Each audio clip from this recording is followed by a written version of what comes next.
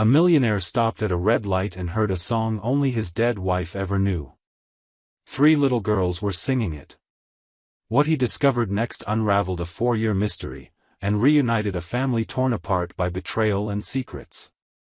Before we begin, leave a comment below and let us know where you are watching from so we can say hello. Now, let's get into the story. The Seattle morning sky shimmered with a gray-blue hue as traffic crawled through the bustling streets. Inside a restored navy blue 1967 Mustang, Logan Mercer gripped the leather-wrapped steering wheel with one hand while the other adjusted the radio, though no station could compete with the noise in his head. At 43, Logan was the face of West Coast Realty, an empire of steel and glass built from nothing but ambition. But the man who once conquered the world now moved through it like a ghost. It had been 4 years since the crash. 4 years since that rainy February night when the brakes failed and Emily, his wife, his heart, was ripped from his life. They said it was instant. That she didn't suffer. But Logan had suffered every single day since. His penthouse, perched high above the waterfront, echoed with silence. The kind of silence that no amount of money or success could ever fill.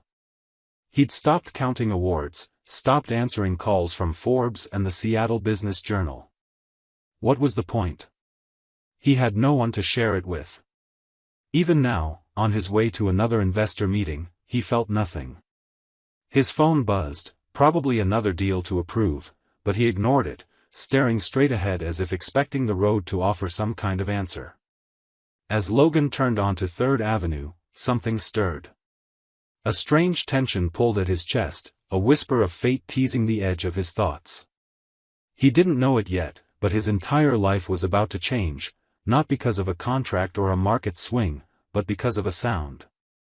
A melody that would echo from the sidewalk, through the half-open window of his car, and all the way into his broken heart. And it would begin with 3 little girls. The traffic light on 4th and Main flickered red as Logan Mercer rolled to a stop in his navy blue 1967 Mustang. The chrome details gleamed beneath the morning sun, but Logan barely noticed. His mind wandered, as it often did these days, back to the memories he couldn't escape. The quiet ache in his chest had long become part of him, a constant companion since Emily's death. It had been 4 years since the crash, but the pain still clung to him like a second skin. He loosened his grip on the steering wheel, letting his foot rest gently on the brake. The city moved around him, bustling pedestrians, impatient cab drivers, coffee shop chatter, but none of it reached him. Not until he heard that song. It drifted in through the half-cracked window like a ghost. A fragile melody, soft as breath, impossibly familiar. No. It couldn't be. His heart stopped. Logan turned his head slowly, eyes scanning the sidewalk. That's when he saw them, 3 little girls, standing shoulder to shoulder on the street corner. Maybe 9 years old, maybe younger. They were dressed alike in faded denim jackets and pale blue dresses that had clearly seen better days. Their long auburn hair was braided down their backs, and their cheeks were flushed from the early spring chill. A small cardboard sign propped up at their feet read, "Music for Hope." But Logan wasn't looking at the sign. He was staring at their faces. And listening to their song. They sang in perfect 3-part harmony, voices pure and untrained, full of both innocence and sorrow. The melody, dear God, the melody, it was Whispered Stars, the private lullaby Emily had composed just for him. The one she used to hum in the kitchen while scrambling eggs. The one she played softly on rainy afternoons. She'd never published it. Never played it publicly. She'd once told Logan, "This song is just for us. Our secret. No one else should have known it." And yet here it was, being sung on a street corner by 3 strangers who looked like they'd stepped out of his memories. Logan's breath hitched. A chill crept down his spine. He leaned closer to the open window, trying to catch every note. It wasn't just similar, it was exact. Every inflection. Every harmonic line. These children weren't just singing Whispered Stars, they were performing it as though it had been woven into their very DNA. He couldn't stop staring. Each girl's face echoed Emily in some way. One had the same delicate jawline, another the identical tilt of the eyes, and all three shared those unmistakable emerald green eyes. The ones that had captivated him the first time he met Emily at a music charity gala 12 years ago. Eyes that strangers had once stopped her in the street to admire. A car behind him blared its horn, snapping him momentarily out of the trance. The light had turned green. Traffic was moving. But Logan didn't touch the gas. He couldn't. His body refused to respond. His heart pounded in his chest, a drumbeat of disbelief and recognition. This was impossible. Emily was gone. Buried. He'd identified her body. He'd signed the papers. He had mourned her every day since. But now, three little girls with her eyes, her hair, her song, stood before him, singing like angels from the past. The chorus rose again, and Logan gripped the steering wheel, knuckles white, tears stinging the corners of his eyes. How do they know that song? And more importantly, who are they? As the final note floated into the air, Logan knew one thing with terrifying certainty. His life, carefully reconstructed after years of grief, was about to be shattered all over again. The three little girls standing on the sidewalk couldn't have been more than 9 years old. They were dressed in identical pale blue dresses, worn thin at the edges, with their auburn hair tied back in matching braids. At their feet sat a small cardboard sign that read in messy block letters, "Music for Hope." They sang in perfect harmony. The purity of their voices had drawn Logan's attention first, sweet and raw and heartbreakingly beautiful. But it wasn't just their music that struck him like a bolt of lightning. It was their eyes. Emerald green. Not just green, her green. The very shade that once stopped Logan in his tracks the day he met Emily at a charity gala 12 years ago. Eyes so vibrant, so unique, that strangers used to compliment Emily on them nearly every time they went out. Even in photos, those eyes had a way of piercing straight through him. Now here they were, on not one, but three faces. The exact same eyes, shining out from under the sun-kissed bangs of three girls who looked so much like Emily that Logan felt like the air had been punched out of his lungs. The shape of their cheeks, the slight arch of their eyebrows, even the small way the girl in the middle tilted her head when she hit a high note, it was all Emily. He couldn't explain the cold that had suddenly spread down his spine. Or why the steering wheel had become impossible to hold steady. It was as if time folded in on itself. The years since her death vanished. The crash, the funeral, the endless nights alone in the dark, obliterated in a single moment by the sound of a song and three pairs of eyes that reopened wounds he thought had scarred over. He shook his head slightly, trying to ground himself in reality. You're seeing things. You're grieving again. That's all this is. A coincidence. But his instincts screamed otherwise. What were the odds that these girls, these triplets, could sing that song, the lullaby Emily had written just for him, and have her eyes? She had never recorded it. Never performed it for anyone. It was their private melody, their whispered ritual before bed, their bond. And now, here it was, sung with childish precision and haunting emotion by three strangers on a street corner. The girl in the middle, the most confident of the three, noticed him staring. She gave him a small, shy smile before nudging her sisters to start another verse. Logan's mouth went dry. His thoughts spiraled. Could Emily have survived? Could the crash have been staged? Was there something, someone, keeping her hidden all these years? Or was this some cruel twist of fate playing tricks on his fragile heart? The light turned red again, then green, and still, he didn't move. The city buzzed around him, cars swerving, pedestrians crossing, life moving forward, but Logan Mercer was stuck in a moment that shattered everything he thought he knew. He gripped the wheel tighter, fighting back the sting behind his eyes. For the first time in years, he felt something deeper than grief. He felt hope. But along with that hope came a terrifying realization: if these girls were connected to Emily, if they were his, then the story he believed for 4 years was a lie. And lies, especially ones buried this deep, never stay hidden forever. He finally eased his foot onto the gas, his body trembling, his mind ablaze. Logan Mercer wasn't done with the past. The past had just sung to him. In perfect harmony. Logan Mercer crouched slowly in front of the 3 girls, his heartbeat thundering like a war drum in his chest. At this distance, the resemblance was staggering. He saw her, Emily, in each of their young, earnest faces. Their eyes, wide and green like twin emeralds, held an uncanny familiarity that made his throat tighten. And their voices, soft, harmonic, layered with innocent joy, were so familiar it was almost unbearable.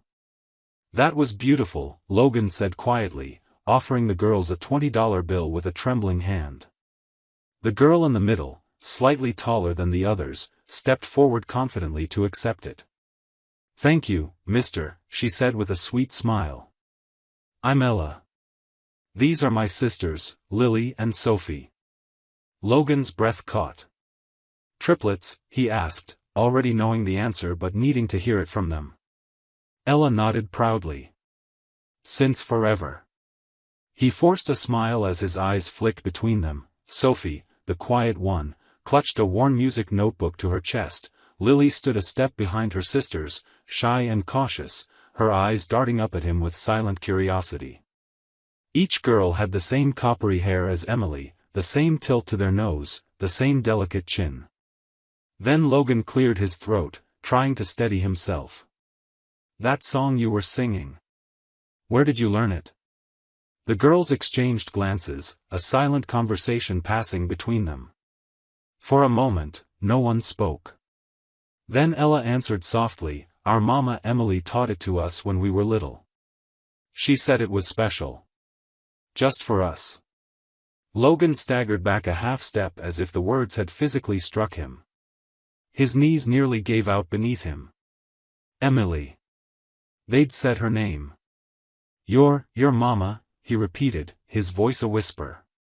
"She had to go away," Lily added, her voice barely audible.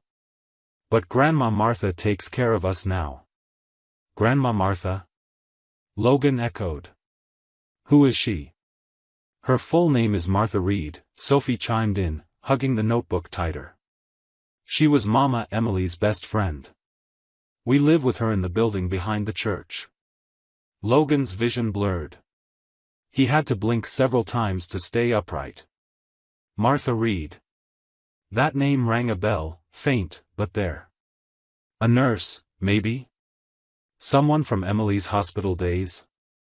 The pieces were clicking into place, but the picture they were forming was impossible.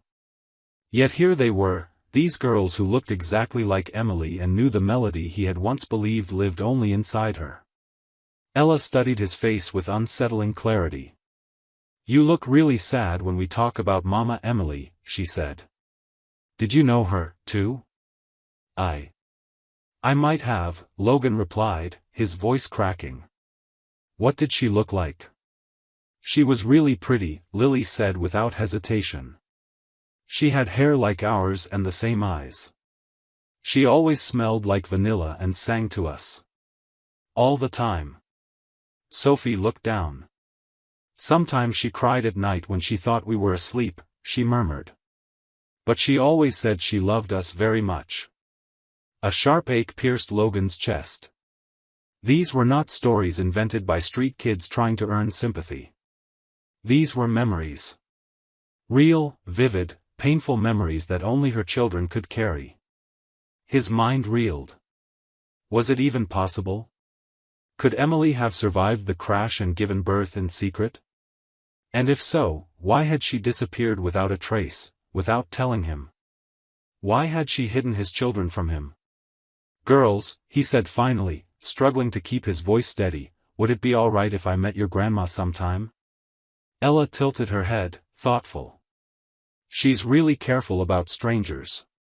But, if you really knew Mama Emily, she might want to meet you too." As the girls packed up their things and turned to leave, Logan stood there, numb. The city pulsed around him, but his world had narrowed to 3 little girls, a name that had once meant everything to him, and a haunting possibility that his story with Emily was far from over. Something deep inside him stirred. He was going to find out the truth, no matter what it cost. Logan Mercer stood outside the modest apartment building tucked behind St. Catherine's Church, his heart pounding harder than it had during any corporate takeover or billion-dollar negotiation. He wasn't here as a CEO today. He was just a man chasing a ghost.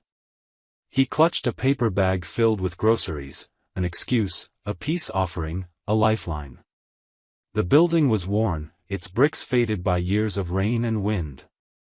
Logan hesitated outside Unit 2B, then raised his hand to knock. For a second, he saw his reflection in the glass, tired eyes, creased face, and a look of hope so fragile it almost hurt to see. The door opened a few inches, held back by a metal chain. "Yes," came a cautious, feminine voice. "Mrs. Reed? Martha Reed?" Logan asked gently, offering a practiced but sincere smile. "I met Ella, Lily, and Sophie downtown. They said you might need a hand. I brought some food." The woman behind the door studied him. She was in her early 70s, with silver hair neatly pinned back and the posture of someone who'd spent her life standing at hospital bedsides. Her eyes, though kind, were wary. "You're the man who gave them the 20, she said, slowly unchaining the door. "That's right. Logan Mercer," he said, stepping forward with a quiet reverence. "I just wanted to help. No strings." She studied him carefully before opening the door fully. "Come in, Mr. Mercer." The apartment was small but spotless, filled with second-hand furniture, neatly folded blankets, and shelves crowded with picture frames and sheet music. Logan stepped inside, instantly noticing the warm scent of cinnamon and lavender. In the corner, a small dining table doubled as a study desk, where the triplets sat hunched over notebooks, pencils dancing furiously across pages. When they looked up and saw him, 3 voices exclaimed in delight, "Mr. Mercer." Ella ran up to hug him before Logan had a chance to process it, her small arms wrapping around his waist like she'd known him for years. Lily offered a shy wave, staying half behind the table. Sophie clutched a pencil like a security blanket, her notebook covered in treble clefs and unfinished melodies. "You came back," Ella said, grinning. "I told Grandma you would." Logan's voice nearly caught. I couldn't stay away." From the kitchen, Martha cleared her throat. "Girls, keep working on your reading, please." As the triplets returned to their books, Logan followed Martha into the kitchen, where she poured tea with measured, mechanical movements. Her hands, though steady, seemed to tremble just slightly when they stilled. "You're not here just to drop off groceries, are you?" she asked, her voice quiet but firm. Logan hesitated. "No. I think I may have known their mother. Emily." Martha froze, the teapot halfway to the cup.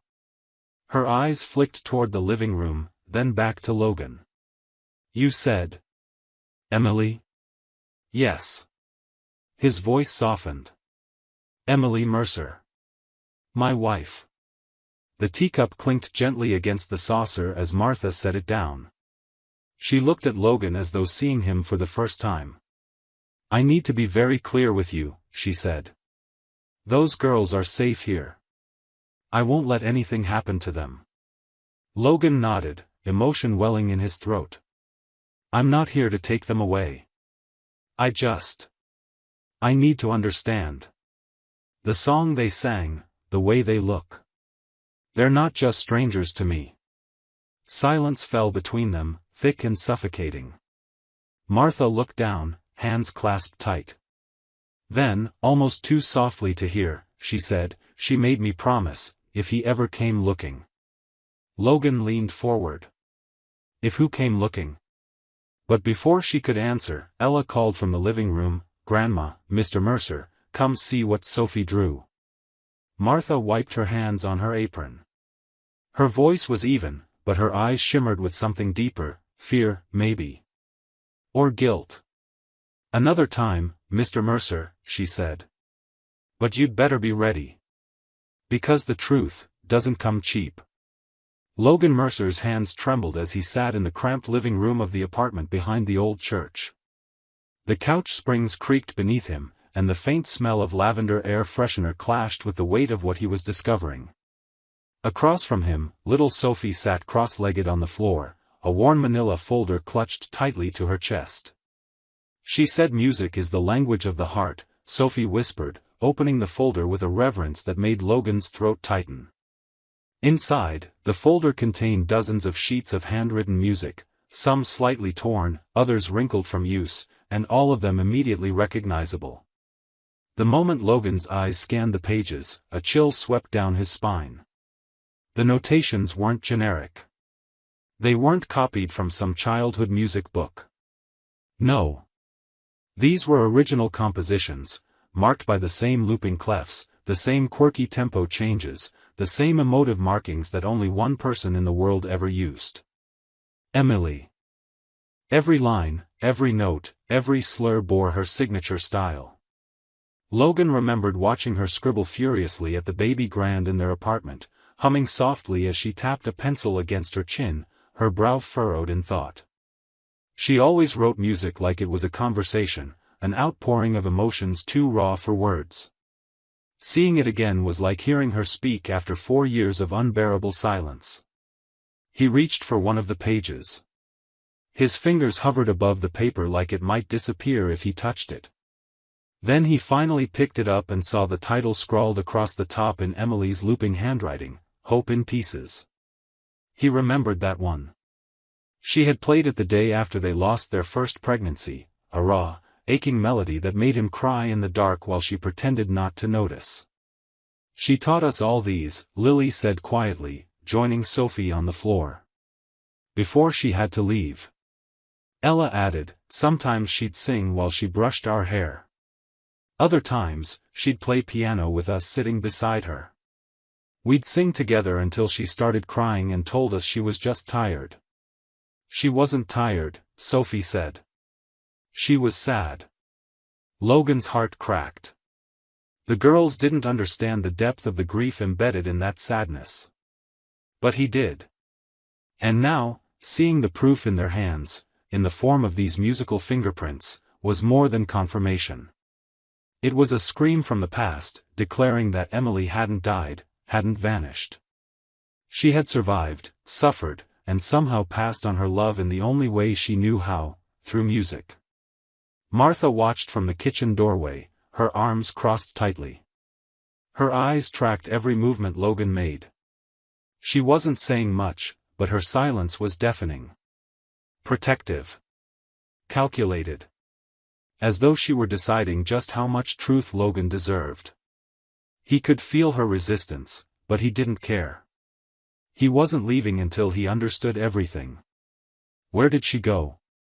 Logan asked suddenly, his voice catching. "After she taught you these songs, where did she go?" "She had to go somewhere dangerous," Ella said, fidgeting with a loose thread on her sleeve. "Grandma Martha said it was to keep us safe." "We missed her so much," Sophie added, her voice breaking for the first time. "She made us promise to sing together every week. So we wouldn't forget." Logan closed his eyes, overwhelmed. He had spent 4 years believing he'd buried his wife, believing that the wreckage had swallowed everything they'd ever hoped for. And now, in the span of a single afternoon, he was sitting across from the living embodiment of their love. These girls weren't just Emily's daughters. They were his daughters. He could feel it in his bones, in the way his heart reacted to every word they said. In the music they played. In the truth that could no longer be ignored. "She always said music never lies," he murmured, staring down at the sheets again.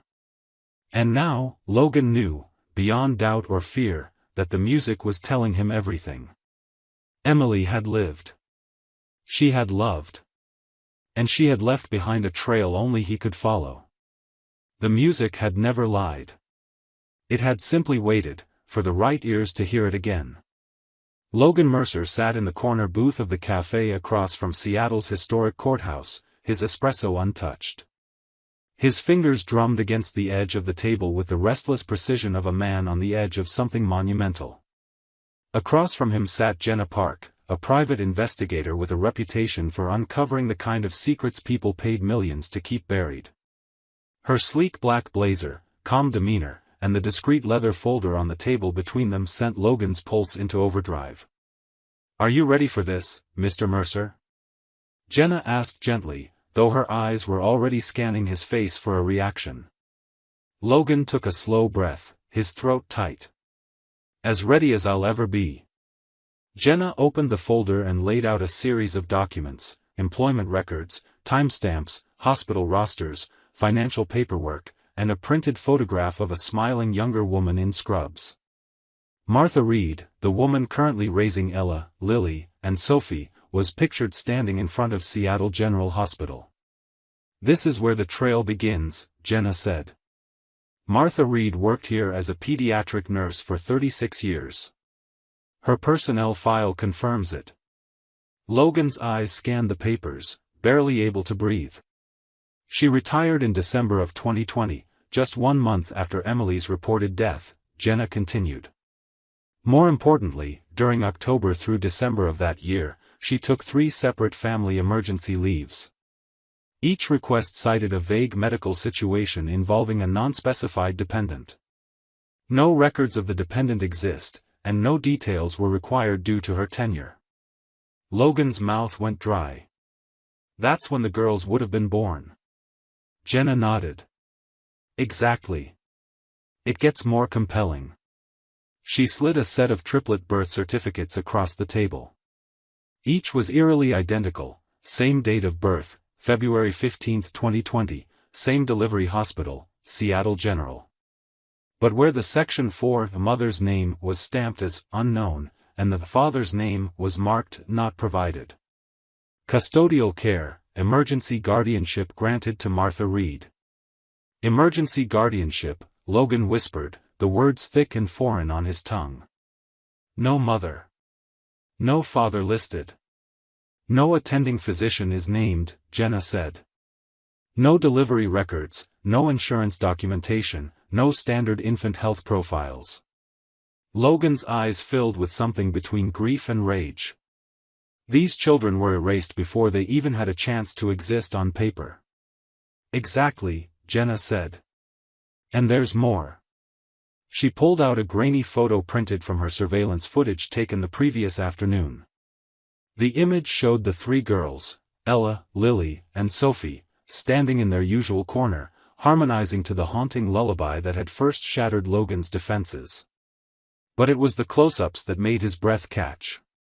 "There," Jenna said, pointing. "Ella's birthmark. Crescent moon, right wrist. Sophie's chin, see the dimple? Identical to your wife's childhood photos. And Lily's ear, slightly pointed on the left. A Mercer family trait, yes?" Logan nodded, stunned. "My grandmother had it. My uncle, too." "The pieces line up, Mr. Mercer," Jenna said, her voice softening.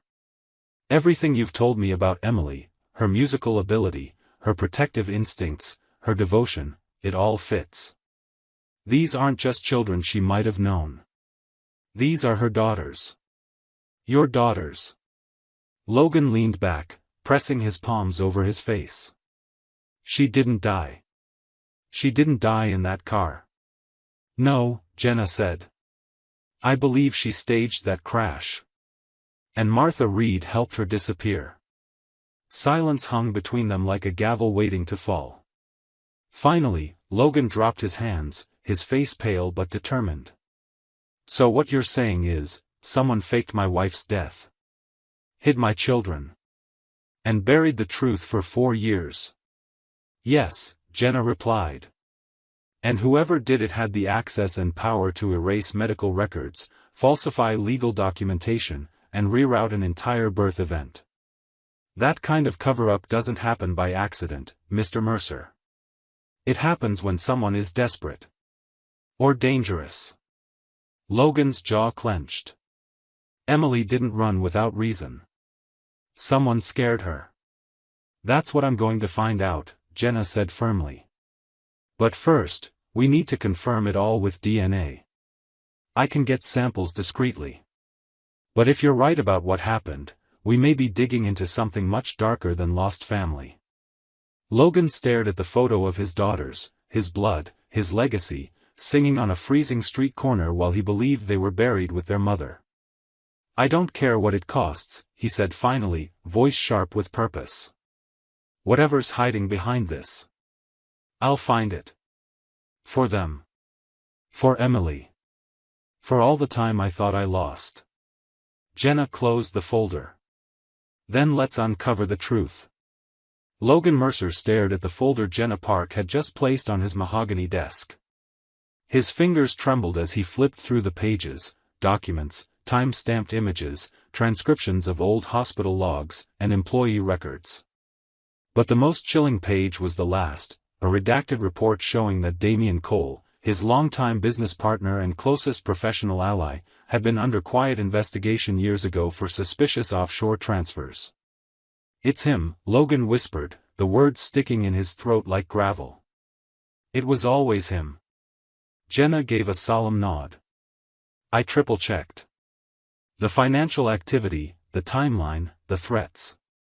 Everything points back to Damian. He had the motive, the means, and the access. The room went silent except for the ticking of the antique clock Emily had once loved. Logan rose from his chair, crossing to the window overlooking downtown Seattle. His reflection in the glass looked like a ghost, older, colder, but now full of fire. For 4 years, he'd mourned a wife he thought was dead. For 4 years, he'd swallowed grief that nearly destroyed him.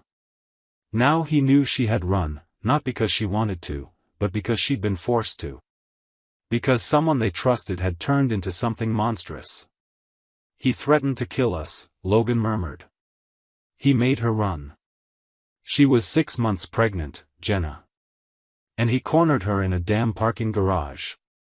She recorded him, Jenna replied, her voice tight. We have the files. Enough to put him away for life, if we get a direct confession. Logan turned to her slowly.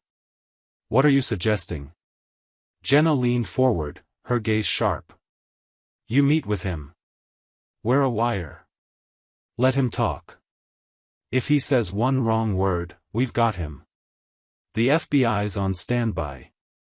The thought made Logan sick.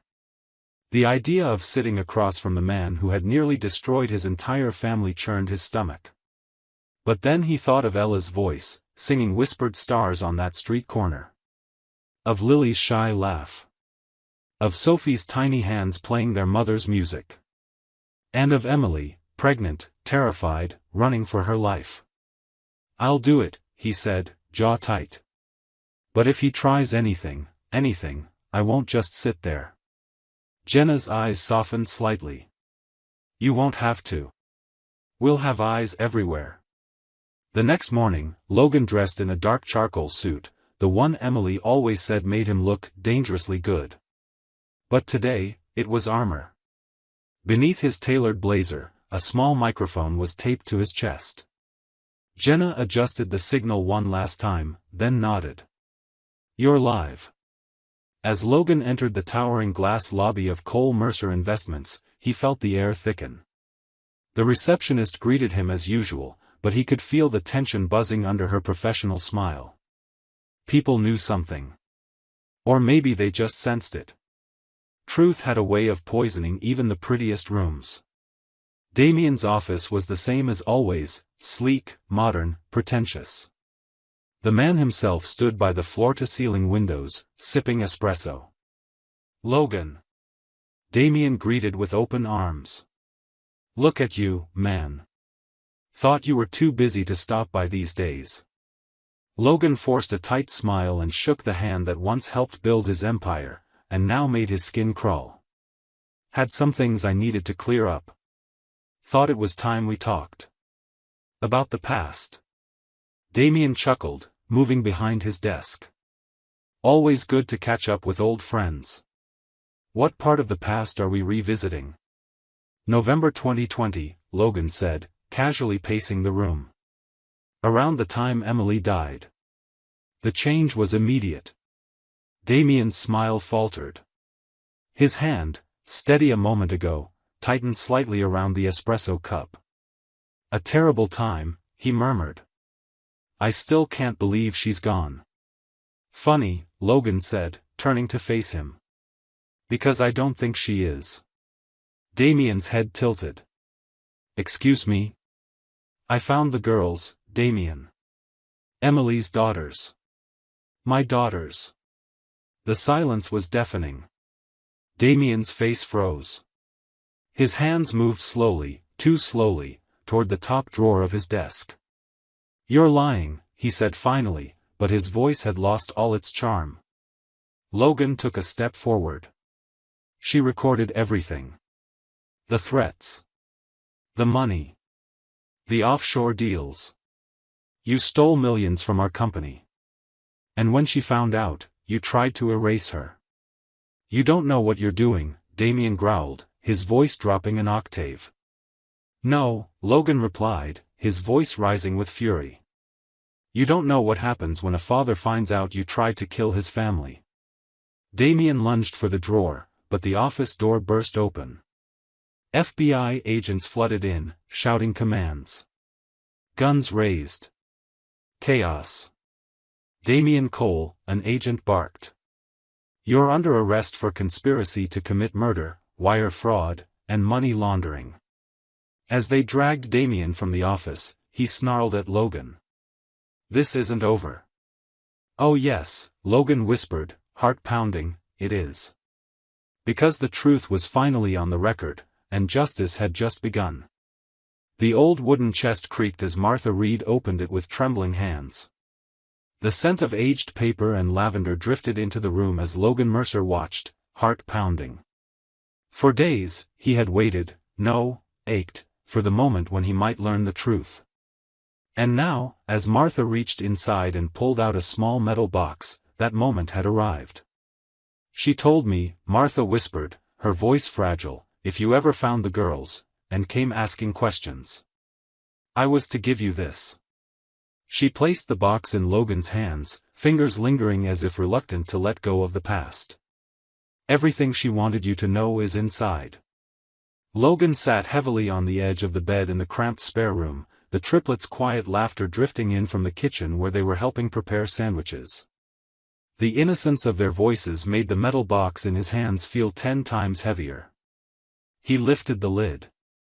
Inside were 2 photographs, one of Emily smiling with her hand on her pregnant belly, and one of the 3 newborn girls swaddled together in a hospital bed. There was also a folded letter, addressed simply, to Logan. And beneath that, a small, black digital recorder. Logan's hands shook as he unfolded the letter. My dearest Logan.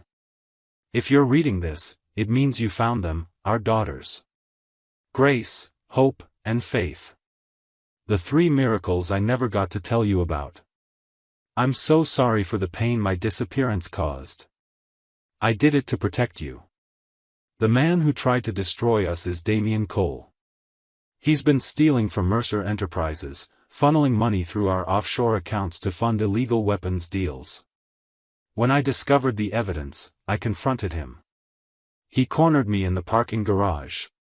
He said if I told you, he'd kill you, and when he found out I was pregnant, he said he'd kill all of us. I had no choice. I faked my death and disappeared so our daughters could live. By the time Logan reached the end of the letter, tears were blurring his vision. His breath caught as he read her final words, if I never see you again, know this, I never stopped loving you. And I believe you'll find your way to our girls. Just follow the music. Always. With trembling fingers, Logan turned his attention to the recorder. He pressed play. The soft click of the device gave way to a conversation that chilled him to his core. You think your husband's going to save you, Emily? He won't even know you're gone until it's too late. Damien, please. I've already deleted the files. I haven't told anyone. You found the accounts. You think I can let you walk away now? I'll make it look like a car accident. Simple. Clean. Just another widow's tale. Logan's fists clenched. Damien's voice was cold, calculating, completely devoid of remorse. And Emily, she sounded terrified. But composed. Strong. If anything happens to me, I've already made arrangements. If you touch him, if you hurt my children, the recordings go public. Damien laughed. You don't scare me, Emily. You're just a pretty face who doesn't know when to shut up. I'll take care of Mercer next. The audio cut off with a snap. The silence that followed was deafening. Logan felt as though the walls of the room had closed in around him.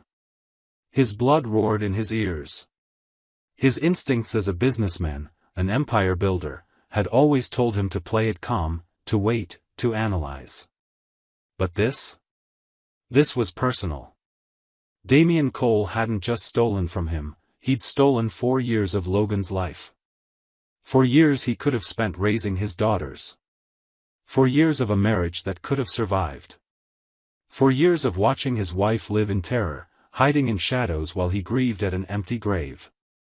And now he had the proof. Emily had done everything right. She had sacrificed everything to protect the people she loved. And now it was his turn. Logan stood, gripping the recorder in one hand and the letter in the other. His breath came faster, his resolve crystallizing like ice in his chest. He would not rest until Damien Cole paid for what he'd done. No more shadows. No more hiding. He glanced once more at the photos of Emily and the newborns, evidence of a life he'd been denied but could now reclaim. He whispered to the room, as if she could hear him, "You did your part, Emily. Now I'll do mine." He turned to Martha, whose eyes were filled with tears. "Get the girls ready for bed," he said gently. "I have something to take care of." That night, Logan called Jenna Park with a single sentence. "Schedule the wire. Tomorrow morning, I walk into Damien's office, and this time, he doesn't walk out clean." The game had changed. And Logan Mercer was no longer just a grieving husband, he was a father on a mission. The sun hadn't yet risen over Seattle's skyline when Logan Mercer stepped out of his car and stared up at the monolithic glass building that housed Cole and Mercer Investments. The reflection of the early morning light glinted off the steel like a blade, slicing through his nerves.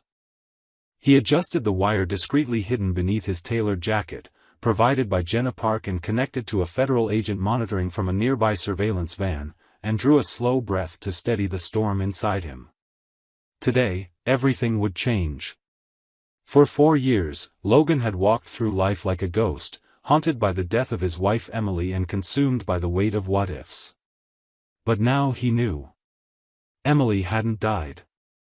She'd disappeared, faked her death to protect herself and their unborn daughters from a man who had once been Logan's closest friend. Damien Cole. A man who had stood beside Logan as they built their empire.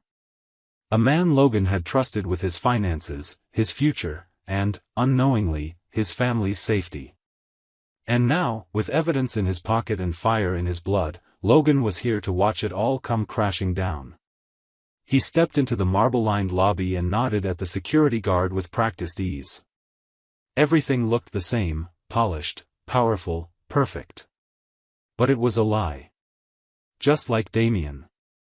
The elevator ride to the top floor was suffocating. Every ding brought Logan closer to the confrontation that had played out in his mind 100 times. He could already hear Damien's smug voice, see that politician's smile, feel the simmering rage build behind his ribs. The doors opened. "Logan," Damien greeted warmly, rising from behind a sleek mahogany desk. "What a surprise. You're never in this early." Logan forced a smile and took the offered hand. "Thought it was time we caught up." "Always a good idea," Damien said, motioning for Logan to sit. "What's on your mind?" Logan didn't answer right away. Instead, he walked to the large window behind Damien's desk and looked out over the city. Down there, somewhere, were his daughters, Ella, Lily, and Sophie. Safe now. But for how long? "Do you remember November 2020? Logan asked, his voice low.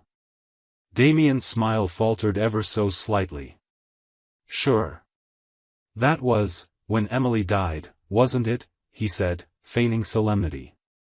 Logan turned, his expression cold. "That's what I used to think." A long pause filled the air.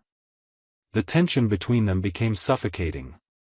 "You've been through a lot, Logan," Damien said, the charm in his voice starting to crack.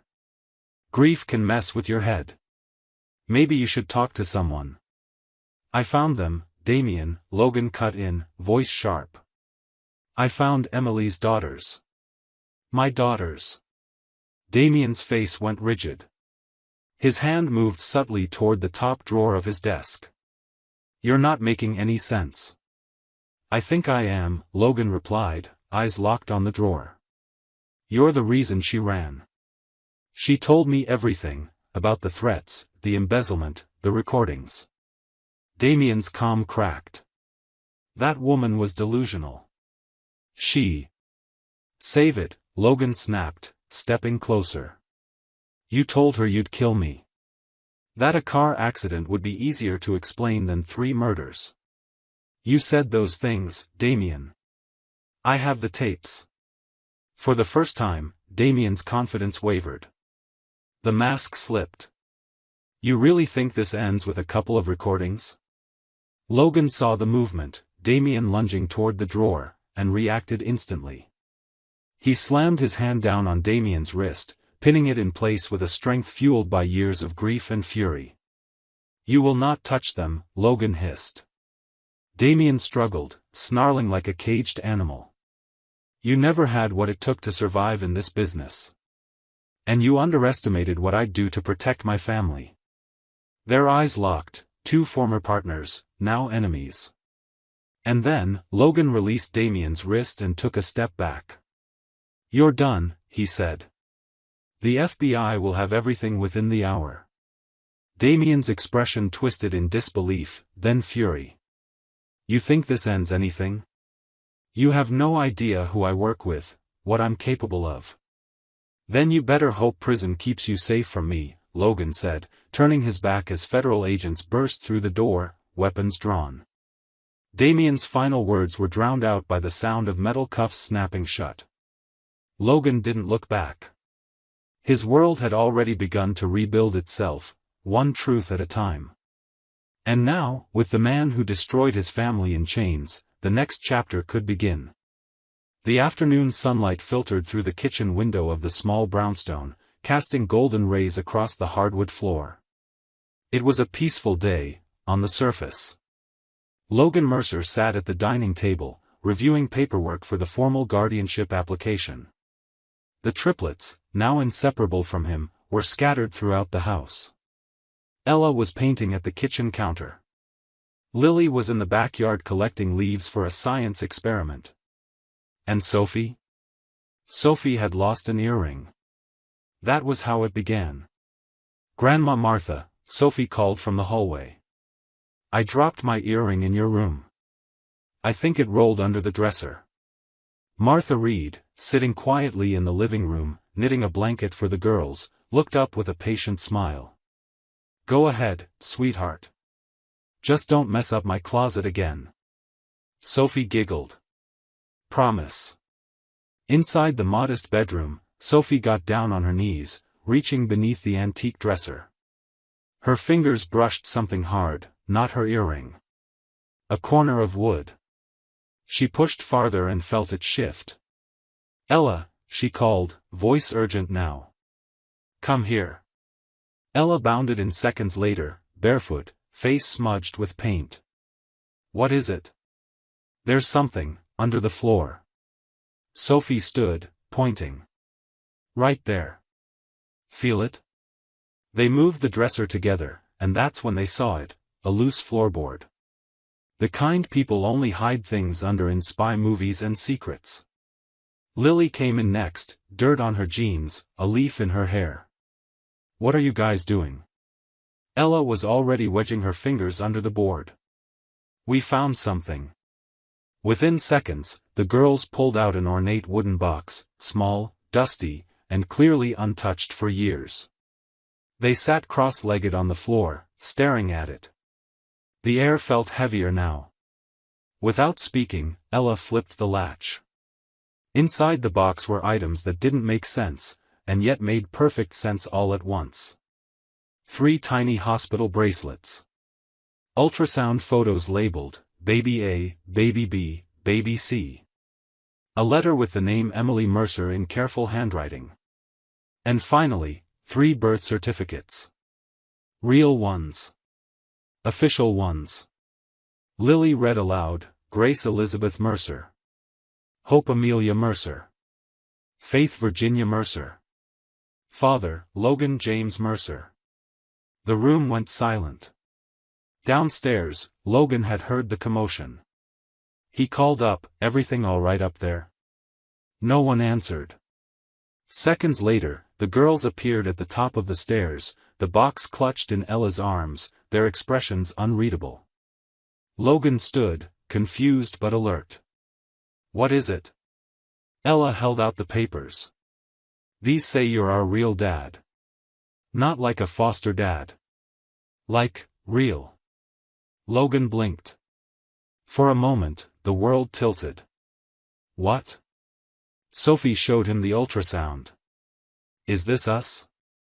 Martha, now standing behind Logan, saw the box and gasped aloud. "No. Oh no." Logan turned slowly. "You knew?" Martha hesitated. Then nodded. "I was going to tell them. In time." "In time?" Logan's voice was soft but sharp with disbelief. "They're 9 years old. They deserve to know." "I know," Martha said, eyes shimmering with unshed tears. "I wanted to protect them. And Emily. I thought the longer I kept them safe, the better chance she had to come back." Lily's voice cut through the moment like a blade. "Why didn't she come back?" Martha knelt beside her, her joints cracking from the movement, but her voice steady. "Because she was scared, honey. She was scared the bad man would find her and find you. She wanted to keep you away from danger, even if it meant staying away from you." Hope's hands shook as she clutched her certificate. "But the bad man is gone now. Right, Daddy Logan?" Logan nodded. "Yes. Damien's gone. He's in prison. He can't hurt anyone ever again." "But Mama doesn't know that," Sophie said, her voice small. Ella looked Logan straight in the eye. "So what are we going to do?" Logan knelt in front of his daughters, gathering all 3 into his arms. "We're going to find her," he promised. "And when we do, we'll show her these papers. We'll show her that we're still a family. That love never went anywhere." The girls clung to him, and Martha turned away to wipe her eyes. She had raised them well, but she knew the moment had come to let them embrace the truth, and the man who had loved them even before he knew who they were. That day, the truth wasn't just discovered. It was claimed. Not as a story of what might have been, but of what still could be. The missing piece of their puzzle had fallen into place. And the journey to bring their mother home had just begun. The fog rolled in soft and low over the quiet town of Ridgeville, wrapping the streets in a ghostly hush. It was the kind of place where secrets could disappear into the mist, where the past could tuck itself into corners never meant to be found. For Logan Mercer, that quiet made his heart race. Somewhere in this stillness lived the woman he had mourned for 4 years, the mother of his children, the love he thought he'd buried in a polished grave. But Emily wasn't dead. She was here. Alive. Teaching music to children at the Ridgeville Community Center under the name Amy Singer. Logan had seen the surveillance photos, her auburn hair, now cropped and darkened, her frame thinner than he remembered, her posture slightly hunched like someone who had learned to avoid being noticed. But there was no mistaking the way she tucked her hair behind her left ear. Or the way she clutched a music bag like it held her soul. Still, Logan didn't approach her. Not yet. This has to be done right, he told Elena Park, the investigator who had found Emily's trail. If we come at her too fast, she'll bolt. She's still living like someone's chasing her. She is, Elena said softly. In her mind, she's still running. That kind of fear doesn't vanish overnight. Logan nodded, staring out at the community center through the windshield of their parked SUV. Behind him, Ella, Lily, and Sophie were buckled into the back seat, all three dressed in matching pale blue dresses, their performance outfits. Martha Reed, their guardian for the past 9 years, sat quietly in the passenger seat, holding her breath as tightly as Logan did. This was it. Their plan wasn't perfect. It was a risk. But it felt right. Are you sure you want to do this? Logan asked the girls, turning to face them. His voice trembled, even as he tried to steady it. Ella, always the brave one, nodded first. She needs to see us, Daddy. She doesn't know it's safe, Lily added. We'll show her. Sophie, the quietest of the three, simply clutched the sheet music they'd prepared. She sang to us in dreams. It's time we sing to her for real. Inside the community center, the monthly youth talent showcase was already underway. The room buzzed with the energy of proud parents and bouncing children, unaware of the emotional storm quietly approaching. Logan slipped into the back of the room with Elena, blending into the crowd. Martha helped the girls backstage, where they waited behind a thin curtain with trembling hands and pounding hearts. Then, the moment arrived. And now, announced the cheerful community director into the microphone, we have some very special guests. Please welcome 3 visiting sisters, Ella, Lily, and Sophie Mercer, with a song they'd like to dedicate to all the brave mothers out there.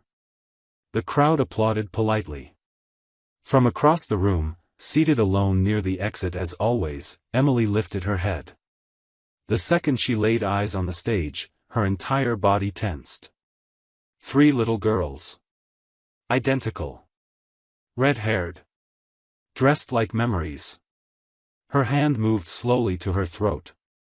They stepped forward, faces solemn and shining, and began to sing. The opening melody was unmistakable. Whispered Stars. The lullaby she had written in secret. The one she had composed while pregnant. The one she had whispered into their ears in the dead of night when the world outside felt like fire and betrayal. Her breath hitched. Her knees buckled.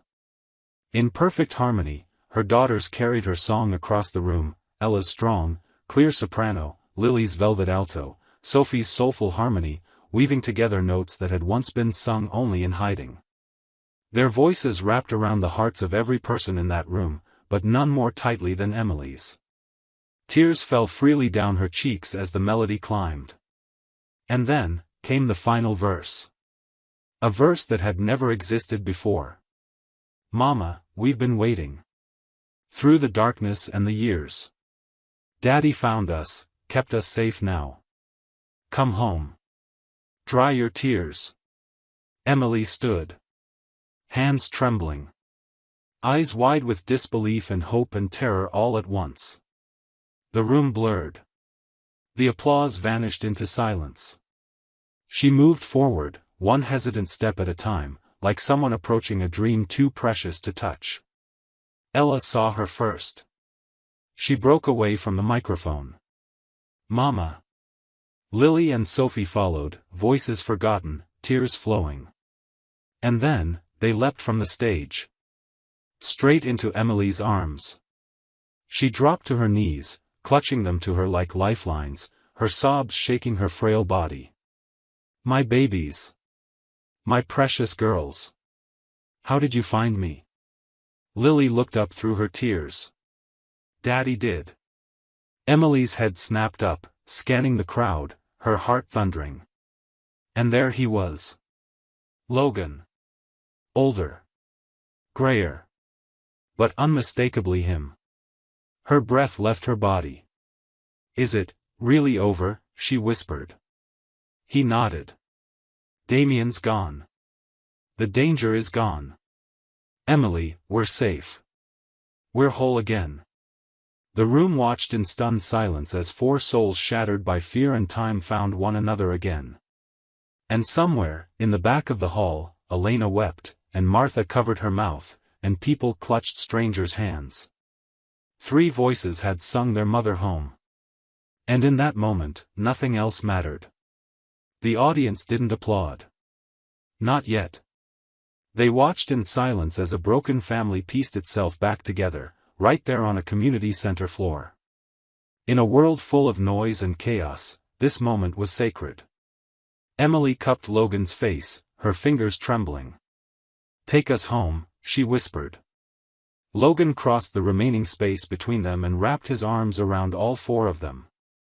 It was clumsy, chaotic, and absolutely perfect. Emily sobbed into his shoulder as the girls laughed and cried at the same time. "I thought I lost you forever," Logan murmured against her hair. "But I kept hearing your song, Em. Through them. Through everything." She pulled back just enough to look at him, brushing her thumb across the tears on his cheek. "You were the only home I ever wanted. But I had to protect you. I couldn't let him take you away." "You saved us all," Logan whispered. "Now let me save you." Behind them, Virginia Reed approached slowly, her own eyes misty with tears. "Emily," she said, placing a gentle hand on her shoulder. "They've waited for you every day. And Logan, he never gave up." Emily looked at the woman who had risked her career, her life, and everything she had to protect her and her children. "You kept your promise," she said, her voice breaking. "You saved them when I couldn't." Virginia simply nodded, too choked with emotion to speak. And so, in that moment, in a humble community center on a quiet Saturday morning, a family long thought destroyed was made whole again. No longer just surviving. No longer just hoping. But finally home. The return to Seattle was nothing short of surreal. After 4 years of grief, searching, and silent questions, Logan Mercer finally brought his daughters and the woman he loved, Emily, home. The same city where his world had once shattered now became the place where it slowly began to heal. Their first night back at the brownstone felt like stepping into an unfamiliar version of a familiar dream. Emily stood in the doorway of what had once been their home, her arms wrapped tightly around Sophie as Ella and Lily explored the kitchen like they'd never seen a stove before. Martha Reed stood beside Logan, her tired eyes welling with tears, not from sorrow this time, but from awe. "We really made it," she whispered. That night, Emily couldn't sleep. She sat in the music room Logan had quietly built in hope. It was lined with shelves of blank composition books and softly lit by recessed lights that mimicked starlight. The grand piano, an exact replica of the one she'd used at her old conservatory, stood quietly in the center of the room. Her hands hovered over the keys, trembling. The last time she'd played in public was the night before she ran. Her fingers remembered, even if her heart wasn't sure it was ready. She began to play. Softly. Haltingly. Then smoother. Stronger. Until the gentle notes of whispered stars filled the room. Logan, who had been quietly pacing the hallway, paused at the door. He didn't interrupt. He watched as the woman who had vanished into shadow began to come back to life, one keystroke at a time. But healing was not linear. Over the next several weeks, Emily struggled with hypervigilance. Every knock at the door made her flinch. She double-checked locks at night. She kept a packed bag in the closet, just in case. There were nights when she'd wake in cold sweats, calling for her daughters, convinced they'd been taken. On those nights, Logan held her without asking questions. Just the warmth of his arms, steady and sure, grounding her. The girls, too, had their adjustments. Lily, ever the analyst, peppered Emily with questions. Why didn't you tell Daddy where we were? Why did we have to pretend? Emily tried to answer. Sometimes the truth made Lily cry. Other times, it made her stronger. Sophie, the most sensitive, clung to Emily's waist even during piano practice. What if you disappear again, Mama? She'd whisper. Emily knelt down every time, looked her in the eyes, and said, I'm here, baby. And I'm not going anywhere. And Ella, brave, bold Ella, took on the unspoken role of protector, helping her sisters adapt, helping Emily smile, helping Logan laugh again. At school, she ran for student council and won. I used to sing on the streets, she declared in her campaign speech. Now I want to help every kid feel safe and seen. Logan, meanwhile, had transformed the second floor of the brownstone into a sanctuary. One room for each daughter, decorated just how they liked. A state-of-the-art kitchen for Martha, who took to cooking with a passion that surprised even her. A small office for Emily to resume her composing, and a shared family room with walls now plastered in crayon drawings, science charts, and sheet music. He worked less. No more 14-hour days. No more chasing numbers. Instead, he chased moments. Walks to school. Friday night pizza. Family breakfast on Sundays. Even business meetings were different. He founded the Mercer Foundation, dedicated to reuniting families separated by fear, violence, or systemic failure. Jenna Park, the investigator who had cracked open the truth, became his head of outreach. But perhaps the most healing space of all was the music room. One Saturday afternoon, the entire house filled with a melody none of them had heard before. Logan followed the sound to find Sophie at the piano, her small fingers dancing across the keys. It came to me in a dream, she said. A lady with green eyes taught it to me. Emily stood in the doorway, silent tears streaming down her face. She's dreaming of me, she whispered to Logan. Even when I wasn't with them, part of me stayed. Later that night, as they sat around the dining table, plates of roasted chicken and mashed potatoes between them, Ella cleared her throat. We've been talking, she began. Me, Lily, and Sophie. Oh no, Logan teased. Should I be worried? Ella grinned. We want to change our last name. Emily blinked. To Mercer? Not just that, Lily chimed in. We want to be Mercer Reed. Because Grandma Martha is part of us, too. She raised us. She protected us. We wouldn't be here without her. Sophie added softly, and we want everyone to know she's our family forever. The room fell silent. Martha tried to protest, but Logan reached for her hand. Say yes, Martha, he said gently. Please. Martha's lips trembled as she nodded. It would be the greatest honor of my life.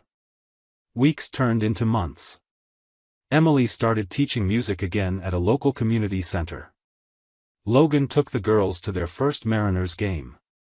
Martha led the charge for a neighborhood food drive. The family became known not for their money, but for their resilience. Their kindness. Their music. They were no longer defined by what had been lost, but by what had been found. And on quiet nights, when the world outside slowed down, Logan would sit in the music room and listen as his daughters practiced their harmonies. Sometimes Emily would join. Sometimes she would just watch.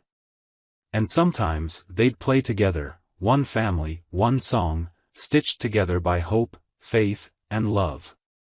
The velvet curtains of the Seattle Symphony Hall parted slowly as the spotlight warmed the grand Steinway Center stage. The audience hushed, more than 1,000 guests leaning forward in their seats. This was no ordinary concert. It was the family's reunited benefit gala, a night dedicated to children still searching for home, and it was headlined by the very family whose story had captured a city's heart, the Mercers. 2 years had passed since Logan Mercer heard 3 little girls singing on a street corner, the day his heart began to beat again. Tonight, he stood backstage, adjusting his tuxedo, his pulse racing not from nerves, but from pride. Through the side curtain, he could see the audience filled with donors, former foster children, law enforcement officers, and friends. But his eyes were fixed on the piano, where his wife Emily sat in a flowing emerald green gown, her auburn hair pinned up like it had been on their wedding day. She looked radiant, steady, alive. A miracle in motion. Beside her stood Ella, Lily, and Sophie, now 11 years old. Their matching lavender dresses shimmered under the lights. Each wore a silver locket, gifted by Logan, containing 2 photographs, one of Emily holding them as infants, and the other of all 5 Mercers standing together, arms linked, smiles wide. Martha Reed, seated front row in a deep navy dress, clutched a tissue already damp with tears. She was no longer just a protector, she was their official grandmother now, legally adopted into the family. Her name, Martha Reed Mercer. The audience rose to their feet before a single note was played, the applause thunderous. Emily stepped up to the microphone, her voice trembling just slightly. "Thank you for joining us tonight," she said, her smile warm. "2 years ago, I was in hiding, terrified and alone. Tonight, I'm surrounded by love, by music, and by the family I thought I'd lost forever." She glanced back at Logan, who gave her a subtle nod. "We wrote this piece together. It's called Dreams Come True. It tells our story. And we hope it inspires others still searching for theirs." She returned to the piano and pressed her fingers gently against the keys. A quiet, uncertain melody filled the hall, one that mimicked the ache of separation. Logan felt it in his bones. The audience stilled, sensing that this wasn't just performance, it was testimony. Ella began the song with her soprano, her voice clear and sorrowful. "Once we were shadows searching the night." Lily followed with a verse about fear and longing, her tone mathematical in its precision but trembling with emotion. "Hiding from danger praying for light." Sophie's soft alto filled the room like a prayer. "We dreamed of a melody only love could write." The verses weaved together with the haunting elegance of Emily's composition. Each girl's voice was a thread, and together they stitched the fabric of their journey, the hiding, the grief, the hope. Then Logan stepped forward. He wasn't a trained singer. He had never been on stage in his life. But Emily had insisted. "They need to see you," she'd told him. "This isn't just our daughter's song. It's yours too." His voice was rough but real, steady with emotion. "I stopped at the red light and the world changed shape a song in the distance a future I could save." Gasps filled the room as the audience recognized the origin of the story. Every major newspaper had run the headline, "Millionaire in Mustang reunites with daughters after wife fakes death to protect them from corrupt partner." The music soared. Emily's hands moved across the piano in waves, bringing in the chorus, harmonies tightening like a heartbeat shared by 5 people who'd once lived on the edge of ruin. Then came the final verse, the one that broke every heart in the room. "Love never left us though we lost our way music brought us home again now every night and every day we're together, until the end." As the final chord rang out, the audience erupted. Not just applause, thunder. Tears streamed down cheeks. Couples held hands. Parents squeezed their children closer. Somewhere near the balcony, a woman whispered, "Miracles are real." Logan turned to his daughters and wife, pulling them into a tight embrace. "You were perfect," he whispered. "You always are." Backstage, as the reception began, Emily slipped her hand into Logan's. "Did you see them?" she asked. "The faces out there?" He nodded. They weren't watching a show. They were watching healing. 17 families have reached out to the Blackwood Foundation just this week, said a voice beside them. It was Jenna Park, now the Foundation's Director of Outreach. Families that had given up hope. You gave it back to them. Martha approached with 3 cupcakes on a tray. Your girls insisted there be cake. They said no celebration is complete without it. Logan laughed, for the first time in what felt like a century. He looked at his wife, his daughters, his mother-in-law by love, and the room around them humming with warmth and light. The shadows were gone. Outside, rain began to fall in soft waves against the glass windows of the symphony hall. It reminded him of that night 4 years ago, the cold rain on his windshield as he sat paralyzed at the red light, listening to 3 little girls sing a song only his wife could have taught them. Emily kissed his cheek. "You were right, you know," she said softly. "About what?" "That love doesn't forget." He tightened his grip on her waist and smiled. "No," he said. "It just waits, until the music leads it home." And that night, in the heart of Seattle, as the Mercer family led a final encore of Dreams Come True, no one in the audience doubted it for a second. Love had not just returned, it had rewritten the ending. Forever. We'd love to hear what you think. Drop a comment below and rate this story from 10 to 100. Tell us where you're watching from too. Make sure to hit that subscribe button and turn on the notification bell so you never miss a story.